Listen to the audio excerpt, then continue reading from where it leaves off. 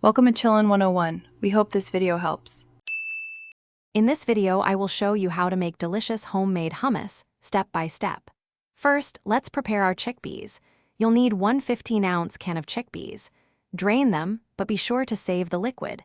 It's essential for achieving the perfect consistency. For an extra smooth hummus, you can gently rub the chickpeas to remove their skins.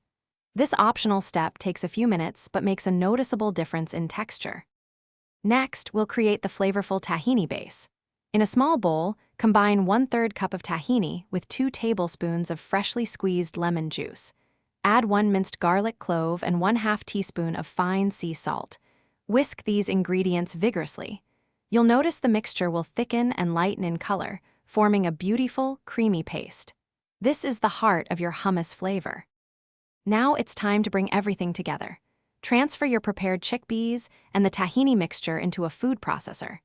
Add 2 tablespoons of good quality extra virgin olive oil and 2 tablespoons of the chickpea liquid you reserved earlier. Process continuously for about 5 minutes, pausing to scrape down the sides of the bowl as needed. Keep blending until the hummus is incredibly smooth and creamy. Your homemade hummus is almost ready.